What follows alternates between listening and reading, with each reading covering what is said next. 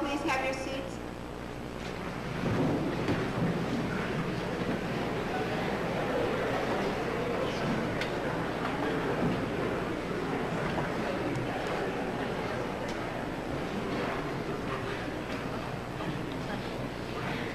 With the advent of cable TV, it's not often that we aldermen have such a full amount of people in the chambers, so it's quite a change for us.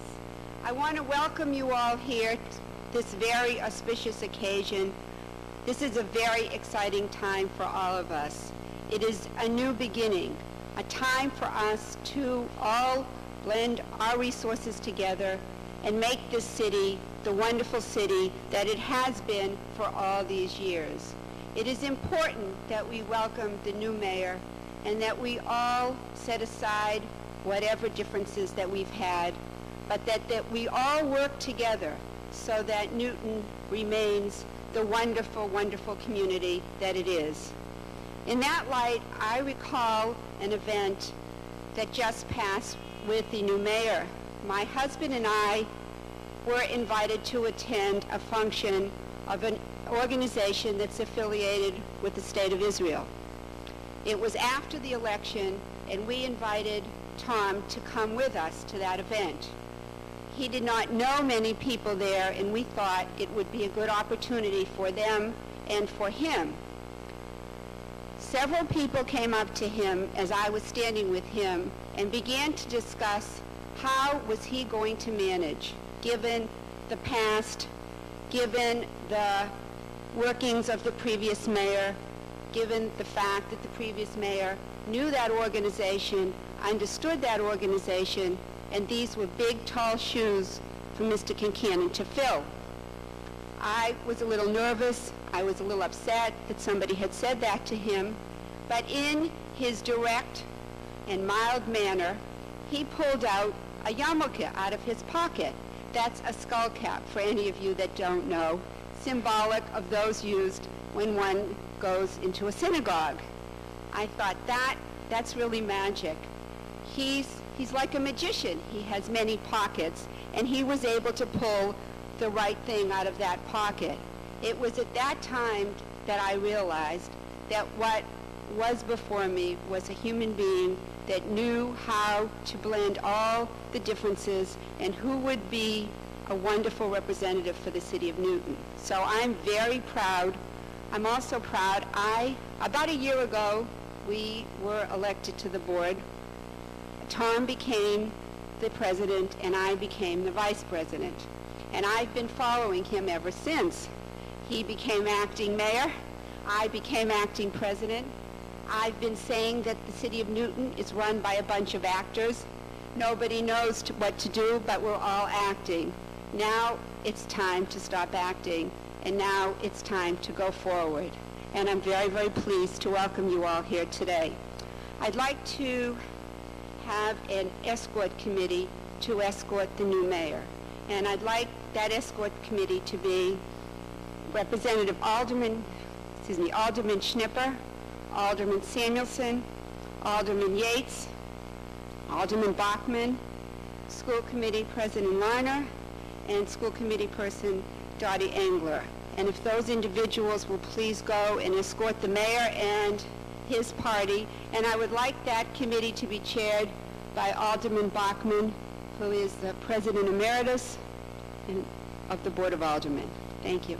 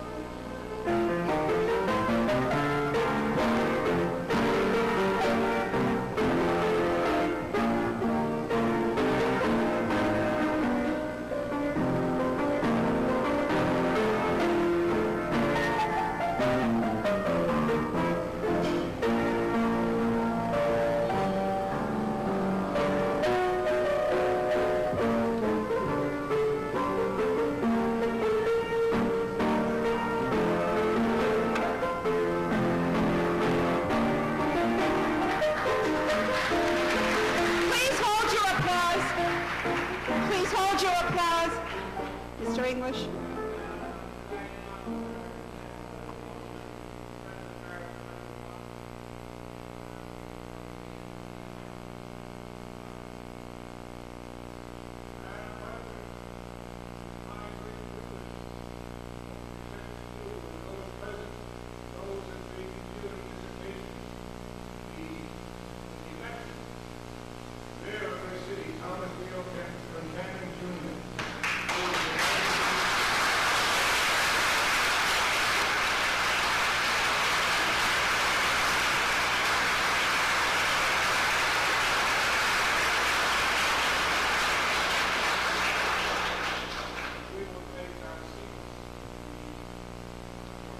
Thank you very much.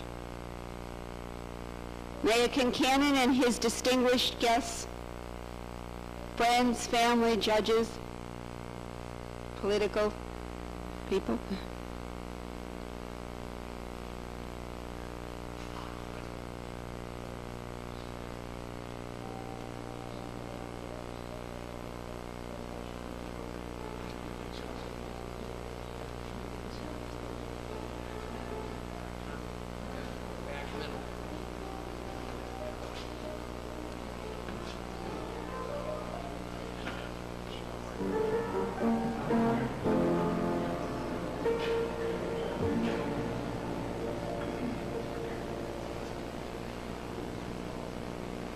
Carlton Merrill, the Pledge of Allegiance, please.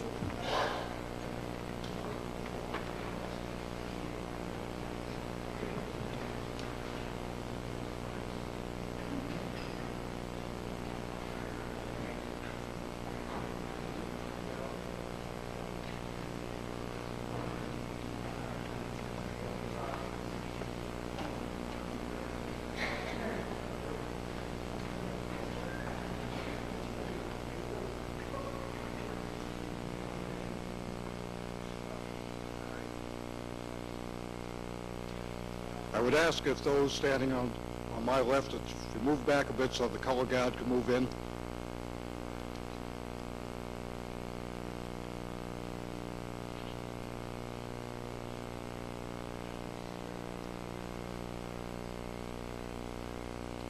The colors will be posted by a color guard made up of youngsters from the Newton Girls and Boys Club, the Newton Police Department color guard, and the Newton Fire Department color guard.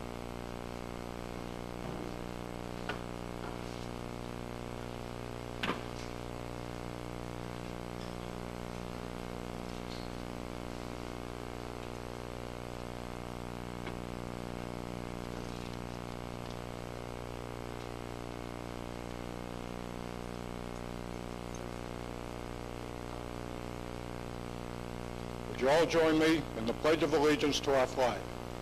I pledge allegiance to the flag of the United States of America and to the republic for which it stands, one nation, under God, with liberty, justice for all.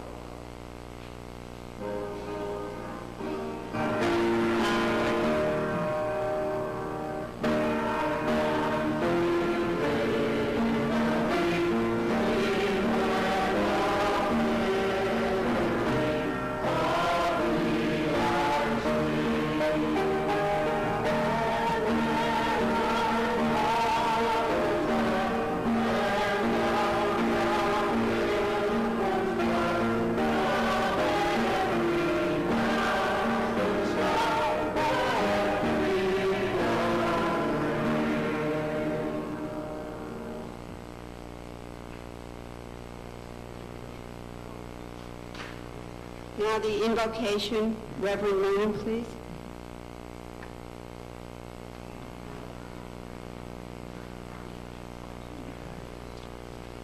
Almighty God and Father to us all, the opening words of this ceremony voice our sincere reverence for the responsibilities of civic leadership conferred this day, and they acknowledge our humble recognition of the need for your wisdom and constancy in discharging those responsibilities. And so with Solomon in the Book of Wisdom, We acknowledge that you have established it as the human condition to govern the world in holiness and justice and to render judgment in integrity of heart. Grant your servant, Thomas B. Concannon, inaugurated this day as mayor of the city of Newton, wisdom and judgment that attend your throne. Assist him with your spirit of counsel and fortitude, that his administration may be conducted in righteousness and distinguished by caring for the citizens of this community with dedication and foresight, with concern and compassion. You have told us that anyone among you who aspires to greatness must serve the rest, and whoever wants to rank first among you must serve the needs of all. Help Mayor Concannon to achieve this greatness and to exercise his leadership by serving the good common to us all, by his commitment to community service in safeguarding human rights, providing for the education of our young and the quality of life of our seniors, protecting the environment and promoting economic well-being, securing for all the blessings of liberty and equality.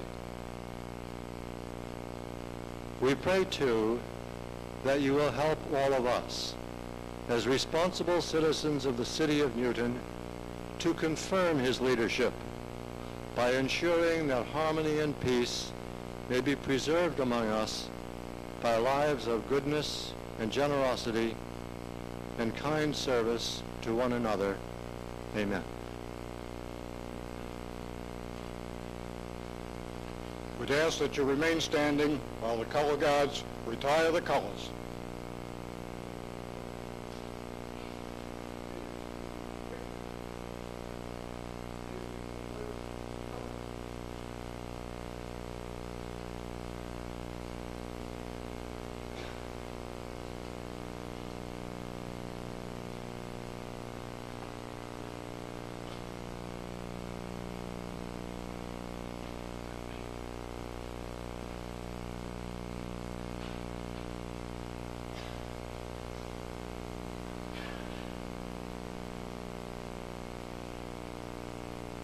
Please be seated if you have a seat. There are 5 seats to my right, perhaps for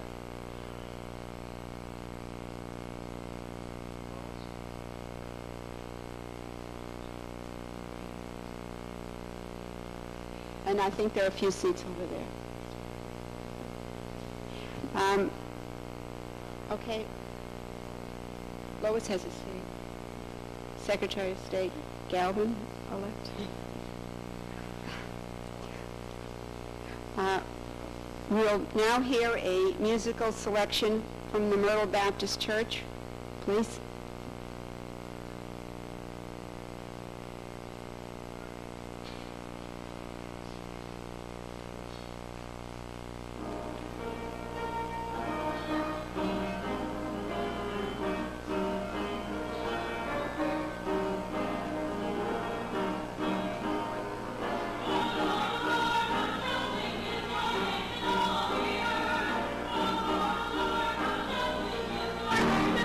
Yeah.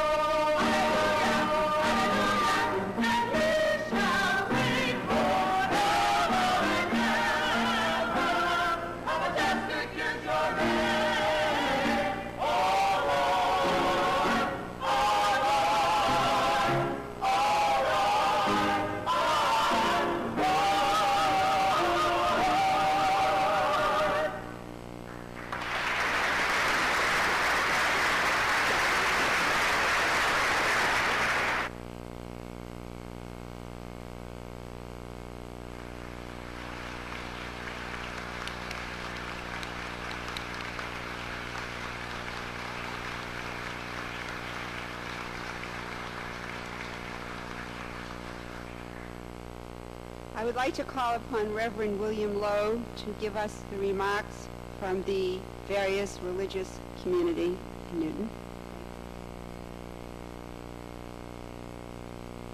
Well, it's an awesome and frightening responsibility to try to represent the entire religious community in Newton. It's a wonderful and varied group. Now, Mr. Mayor, I don't know if you heard the conversation before we came in here. A clergyman and a judge were trying to determine whether or not the clergy would speak longer or the politicians. We don't know.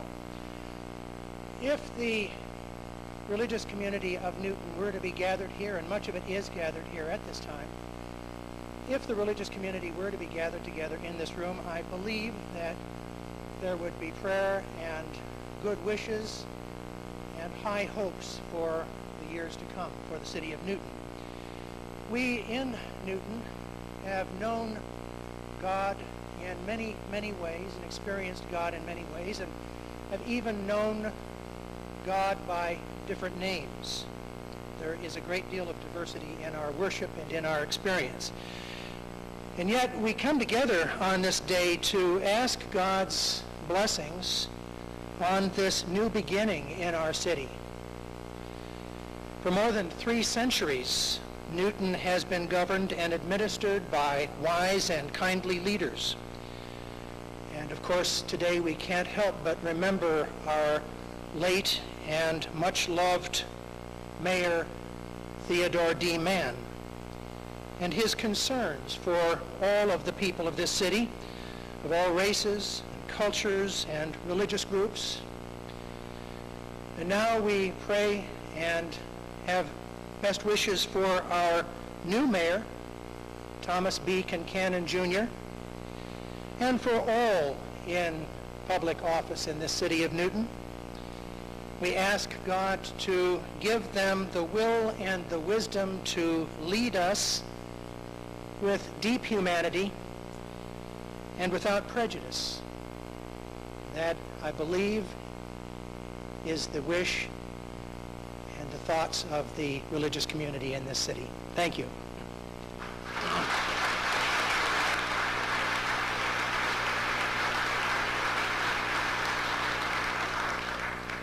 Well, Reverend Lowe, I spoke before you came in, and I would say it was probably a draw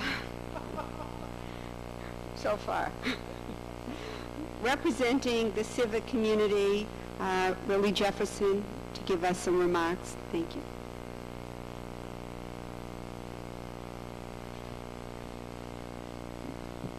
To the Honorable Thomas B. Concannon, Jr., Mayor, City of Newton, it is a distinct honor and pleasure to be among those who bring greetings upon your inauguration today as Mayor of the distinguished city of Newton, Massachusetts. According to my research, the word mayor came into vocabulary in England in about 1198, and it meant able and powerful, and I hope that pertains to you, sir. According to the events that led to this place and time, they have been chronicled by many and now are a part of our history. I add, and I feel you also believe, there was a greater force at work, and it is my prayer that somehow that force will be the greater one guiding your tenure as mayor of the city of Newton. I stand here because I believe you have, in some instances, a task not to be envied, that of piloting the community through the uncharted stretches of the apparent mean-spirited attitude in which this nation finds itself today. How to remain above the clamor for harsh measures to, quote, fix what is wrong with this great country is a challenge. I also call upon you to be determined to continue to recognize and respect Newton's diverse population, to dispel any illusion of ill will, any tendency to favoritism, and to use the very talents which the residents have to make Newton a better place to live and to nourish each other. When we choose a leader, we expect him or her to be a pristine character, to accomplish the impossible with alacrity, and to be all-knowing to all things and to all people. There are lines that say, there is a destiny that makes us brothers, and I add sisters. None goes his way alone. Therefore, I call upon myself and each citizen of Newton who profess to love the city to actively work with you, Mr. Mayor, to reverently pray with you, Mr. Mayor, to be a friend in lonely times, Mr. Mayor. At my church, Myrtle Baptist, we believe that our coming together is not a happenstance, but is by divine intervention, which puts into our lives those who make a difference as we go forth to carry out the task that has been trusted to our keeping. With this in mind, I call upon the residents, government, organizations, churches, and temples to be there for you, and that being there for you, to spread love which will benefit each of us. Mr. Mayor, though we all have imperfections, I believe we can and shall be made whole if that is our quest. I and the greater Newton community wish you well as you continue to guide this ship called Newton to even brighter shores. Peace and love.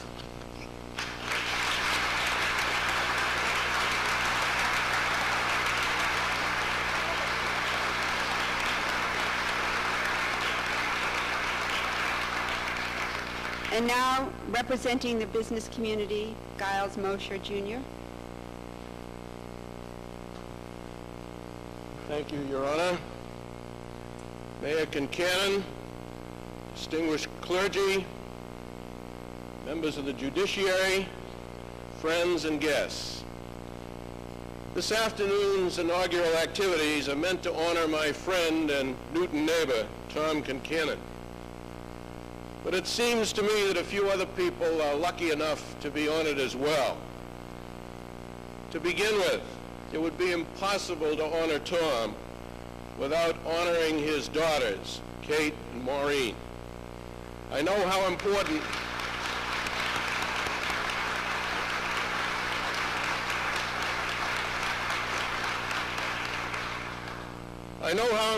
they are to Tom, and I know he's extremely proud, as he should be, to have them present today, along with his brother and his sisters. As for another honoree this afternoon, I must confess that I too feel honored. When Tom invited me to fill this role, I was truly delighted to accept the assignment.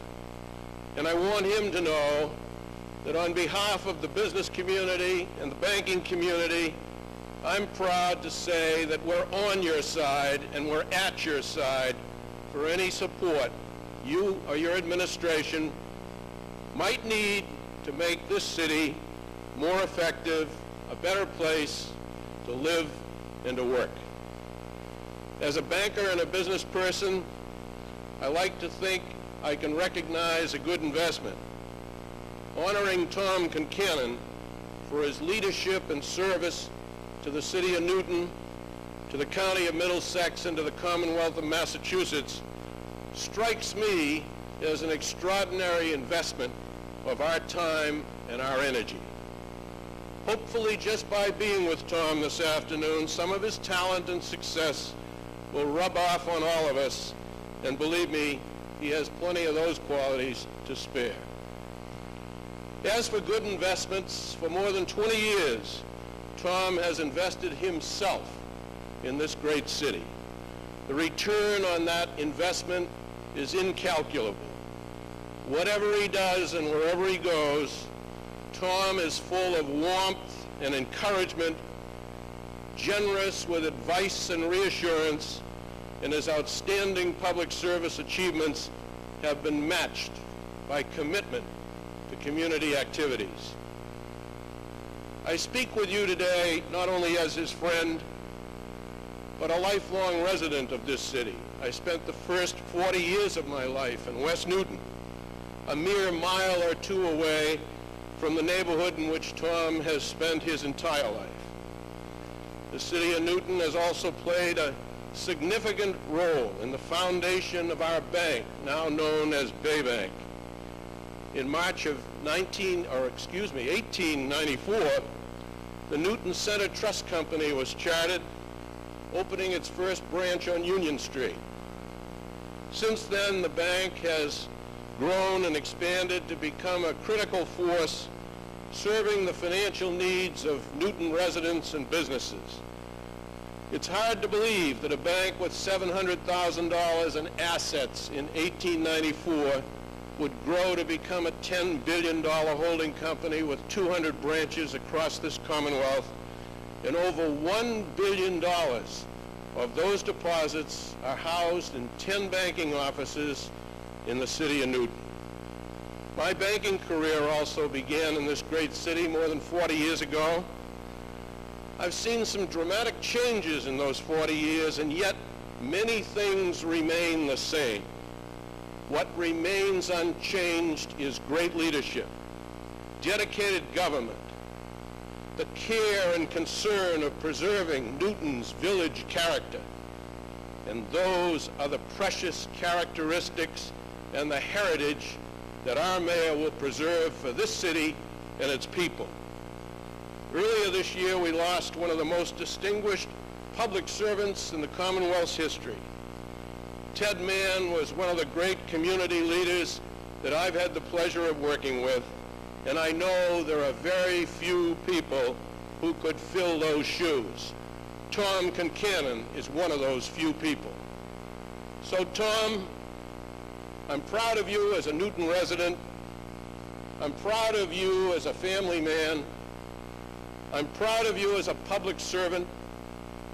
I'm proud of you as a graduate of Boston College, but most important, I'm proud to call you my friend.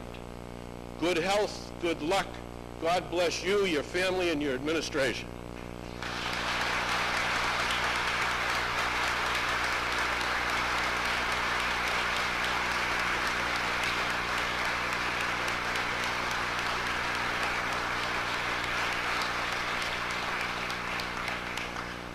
Thank you very much. I know that we are all moved by those remarks, all three of the speakers. We have a musical selection, another selection from the Myrtle Baptist Church.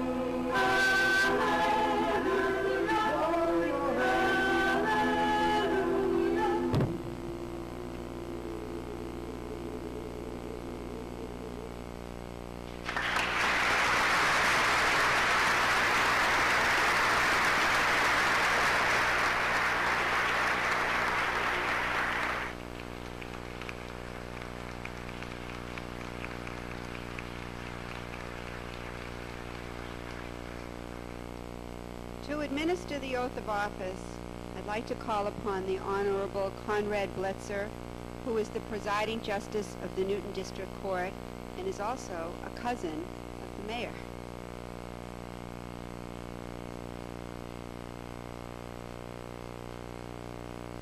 Thank you very much. Tom, would you kindly raise your right hand? I, Thomas B. Concannon, Jr., Do solemnly swear do solemnly swear that I will bear true faith and allegiance that I will bear true faith and allegiance to the Commonwealth of Massachusetts to the Commonwealth of Massachusetts and will support the Constitution thereof, and will support the Constitution thereof, so help me God. so help me God. I Thomas B. Concannon, Jr., do solemnly swear and affirm do solemnly swear and affirm that I will faithfully and impartially that I will faithfully and impartially discharge and perform all the duties incumbent upon me as mayor of the city of Newton, incumbent upon me as mayor of the city of Newton, according to the best of my abilities according to the best of my abilities and understanding, and understanding, agreeably agreeably to the rules and regulations to the rules and regulations of the Constitution and laws of this Commonwealth, to the Constitution and laws of this Commonwealth, so help me God. so help me God. I Thomas B. Concannon, Jr., do solemnly swear do solemnly swear that I will support that I will support the Constitution of the United States, the Constitution of the United States, so help me God. so help me God. Thank May- you.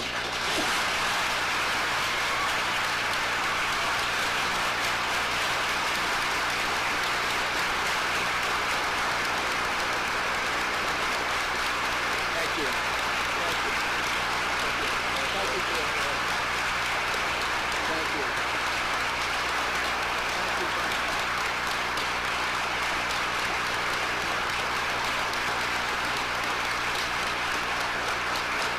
I speak now. I gotta get everybody out of there.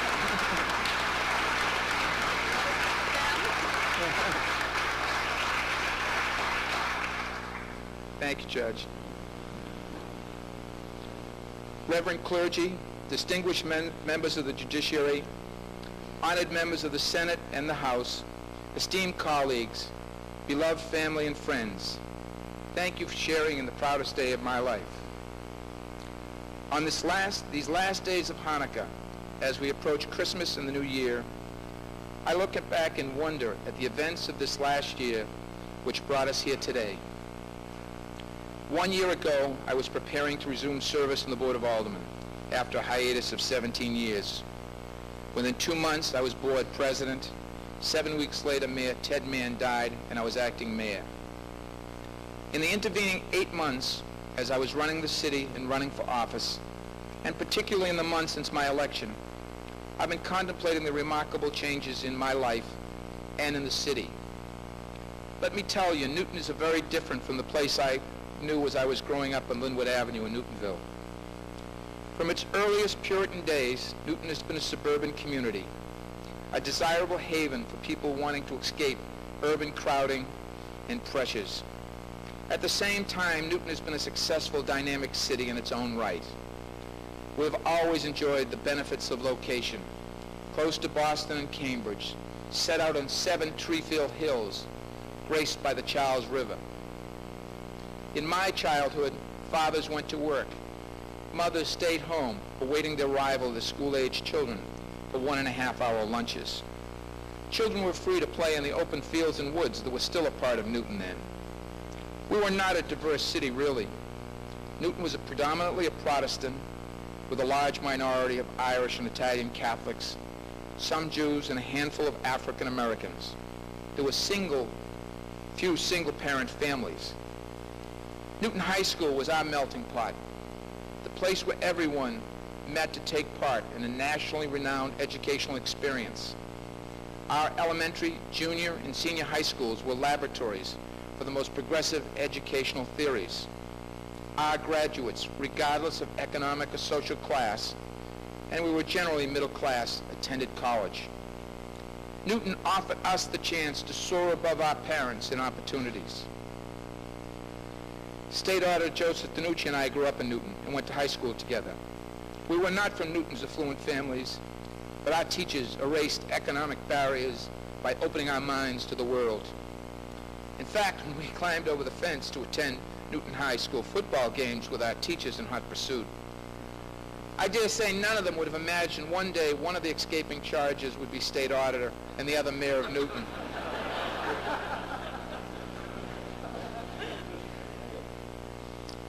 In those days, the mission of Newton schools was to teach all its children to succeed in school, work, and life.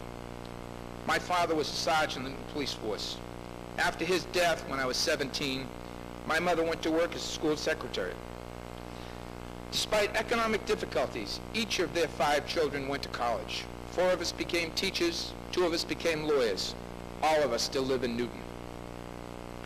In the 55 years since my birth, the country has undergone a social revolution, the upheaval from which has permeated even our well-regulated city. Today, Newton is arguably the richest suburb in social texture. We have over 50 distinct ethnic and religious groups, some seeking refuge from inhospitable places on the other ends of the earth.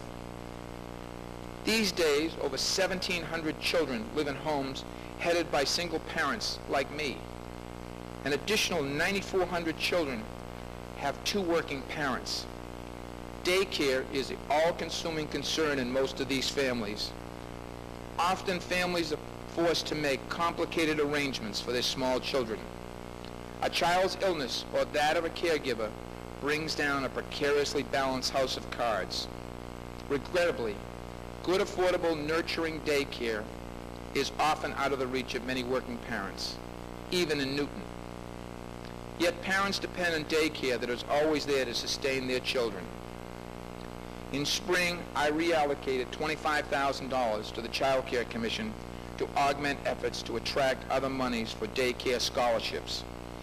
Last Thursday, I challenged the Newton-Needham Chamber of Commerce to join with me in exploring child care linkages and on-worksite daycare, because many of our schools are filled with after-school programs. I share Alderman Richard McGrath's belief that nothing is more important to an effective workforce than parents who know their children are safe and happy in their absence.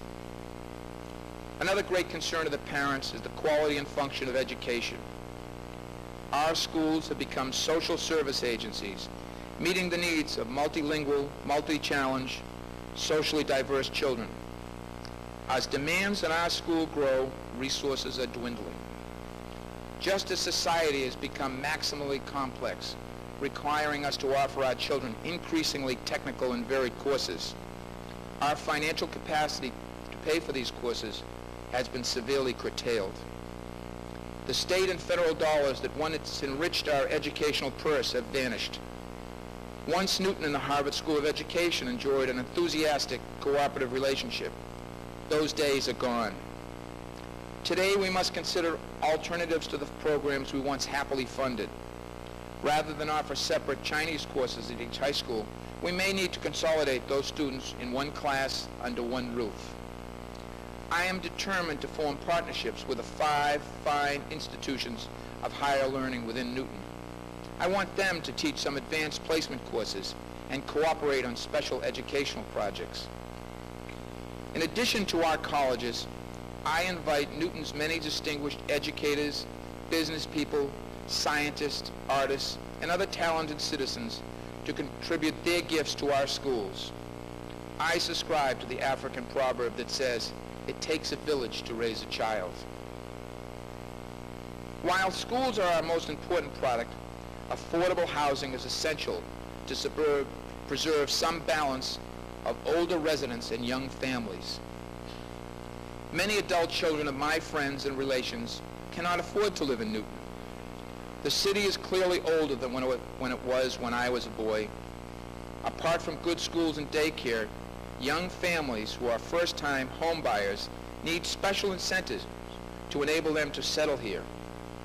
When I was growing up, it was still possible for people like my parents to buy houses in Newton. Today, those homes are virtually unavailable. With the decline in federal and state housing dollars, Newton must meet the challenges of affordable housing through innovative municipal private linkages. I've convened a committee of realtors and representatives from the Newton South Cooperative Bank, Grove Bank, and Auburndale Cooperative Bank. Working together, we've initiated a reduced-rate mortgage program to attract people who might not otherwise consider Newton. When I first served on the Board of Aldermen in the 70s, I was a committed supporter of the Newton Community Development Foundation. NCDF is synonymous with lower and middle income housing, the kind of housing we need now more than ever before. Now more than ever, we must be inclusive, diverse, and open. We cannot close our eyes, our hearts, our doors to people who do not fit Newton's upper middle class stereotype. We all benefit from broader economic representation in Newton. At the same time, I've always been concerned about the plight of older citizens. They often face great loss and change in their lives at the very point which they are most vulnerable. Just as we must assure a place for our children, we must guarantee our parents comfortable, secure, affordable housing. I applaud Cooperative Living of Newton and the newly built Heritage at Vernon Court for widening the choices for Newton seniors. Whether they choose housing for the elderly, assisted living, cooperative living, or some other innovative adaptation allowing them to remain in their own homes, older residents should have the options that best serve their needs. Beyond housing, we need to tap into the many interests seniors have. The Newton Drop-In Center invites people to come together for a meal, for lectures, for trips, for companionships and medical attention. It offers the kind of support services that helps Newton's older population to continue to contribute to the life of this city. I want to promote more volunteerism among Newton seniors. Many of you are familiar with the work of RSVP as volunteer receptionists in City Hall. Our schools and after-school programs would also benefit from their presence as tutors, storytellers, counselors, and comforters. One area we must address for them and for the city is how to get to places they want to go without having to drive. In my youth, Newton was more accessible by public transportation than it is today. Washington Street had more and frequent bus service. Public transportation is not a luxury, it's an economic necessity. It brings employees and consumers to our villages and commercial centers. It allows our increasing older population to continue to be a productive part of this community. I've recently negotiated with the MBTA to pay some of the costs of a crosstown jitney bus service linked to commuter trains and buses. For years, people have embraced the notion that dependable, accessible public transportation is better for the environment, better for business, and certainly it's better for traffic. As mayor of Newton, I am determined to make public transportation one of the priorities of my administration. I don't expect to be able to revive the trolley service from Newton to Yonkers or Buffalo. But I would like to think that anyone who wanted to come to City Hall or the library from any part of Newton could travel here by bus. Many of Newton's village centers are enjoying a renaissance. I'm excited by the number of small and large businesses that have opened up. We have new bookstores, restaurants, bakeries, boutiques, art galleries, gift stores, coffee houses, Asian markets, comic books, stores such as Marshall and Filene's Basement. The list is varied and endless. It demonstrates Newton's vibrant, healthy economy and an imaginative entrepreneurial spirit. In the next year, I will have monthly Meet the Mayor sessions for residents and business owners in each of the villages. I invite you to attend and share your concerns as well as your views. We all know the problems we face. Let's discuss the solutions in an open public forum. Newton attracts energetic, gifted people. We have 4 Nobel laureates, myriad artists, scholars, athletes, architects, and CEOs in this city. In the recent mayoral election, the 3 other candidates exemplify the kind of talented, civic-minded people who are prepared to serve this city. The intensity of the debate was a measure of the deep commitment of people like Alderman Lyle Baker, Alderman Richard McGrath, and Alderman Anthony Lupo. Field to Newton. As they know, and I can attest, it isn't easy being mayor of a city this size in these days of expanding needs and contracting public resources. Newton's secret weapon has always been people like Lyle, Dick, and Tony. I ask for their advice and support as we move to the threshold of the 21st century, and I salute their years of service to Newton. Next month, we will commemorate the 35th anniversary of President John F. Kennedy's inaugural charge to the nation to ask not what your country can do for you, ask what you can do for your country. As I contemplate public sector retrenchment and funding, I too must challenge you to ask what you can do for Newton. If I could, I would gladly guarantee every child affordable daycare and unlimited educational opportunities. I would happily grant every senior citizen the living situation he or she chooses. I would love to have every artistic and cultural group have every resource at their disposal to enliven our civic life. Reality precludes my wishes. Instead, I ask for your help in finding ways to preserve Newton's high municipal standard. Let's work together to strengthen our families and our schools. Let's make a pact that we will become stewards of our environment, each of us taking responsibility for our portion of the whole. Let's vow that we will cooperate and make Newton inclusive, tolerant, and accessible. Next summer, I would like to lead a vigil of acceptance rather than a vigil against hate. I would like to celebrate the richness of Newton's social tapestry. I want your help in leveling every prejudice-based barrier to opportunity and achievement. Let's teach our children they are lucky to live in this diverse, cosmopolitan city enlivened by heritages born in the four winds. I am proud to be a product of Newton, to witness its changes, to meet its challenges. I am grateful to my parents who are so much a part of Newton's life and for the opportunities I've been given. I am proud to be your mayor, and I promise to devote all my energies to serving you. Thank you again for your tireless efforts in bringing me to this day and sharing it with me.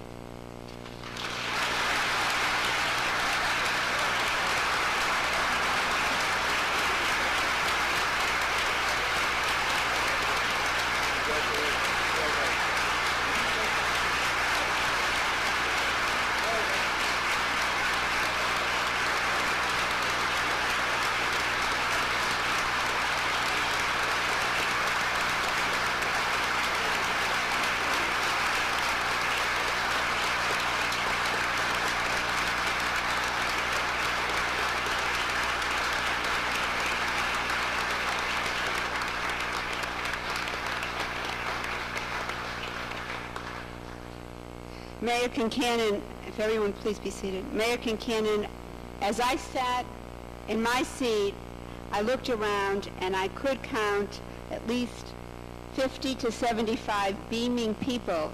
It was hard to tell who was taking the oath of office, you or some of the people here. The benediction will be given by Rabbi Emily Lipoff.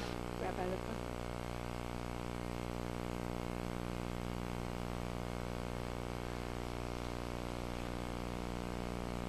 Creator of us all, as we conclude this hour of inauguration and dedication, we ask that you bestow your blessings upon Mayor Thomas B. Concannon, Jr., according to your ancient and holy formula.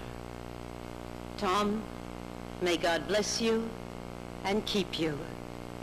Eternal One, guide our new mayor in the direction he must go to lead our city forward. Tranquilize his spirit, integrate his soul, direct his thoughts as he seeks your guidance in caring for the needs of this city and its people.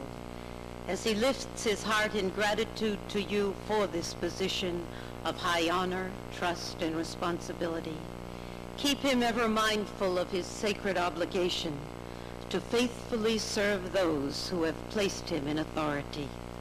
Give him the strength to do the tasks which are yet to be done, to face with certainty the demands which the future is yet to make on him. Mr. Mayor, may God cause light to shine upon you and be gracious unto you. Compassionate God, help Tom and all who labor in this city's government to be inspired and enlightened anew each day, that he and they may go forth with a deep understanding of the problems they face. May he work tirelessly to break down the barriers against one another, barriers we too often erect in our own hearts. Help him to bring us together, all together. Bring to him a sense of balance and perspective between today and tomorrow, an appreciation of the accomplishments of those who have come before him, and a clear, far-sighted vision of the future's potential. As he begins to enjoy the rewards earned by his labors, may he understand that the tasks he so nobly advances are never finished, that equity and decency, fiscal responsibility, and fair-mindedness are never accomplished possessions, but rather goals ever to be reached. Replenish his energy, refurbish his courage, that he will return again and again to the important work at hand. Aware of his blessings, may he always strive to be worthy of them. O God, may his life be long, his work rewarding, and his decisions righteous. Tom, may God always turn towards you and grant you in your heart, your home, and in your world the greatest of all blessings, the blessing of peace. Amen.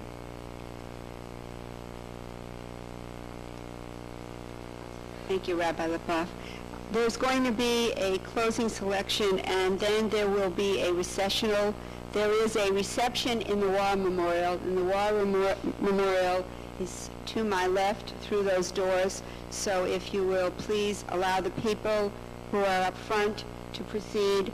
The mayor will greet his guests, and the mayor's party will proceed into the War Memorial, and then everyone to follow. So now the closing selection again from the Myrtle Baptist Church. Thank you.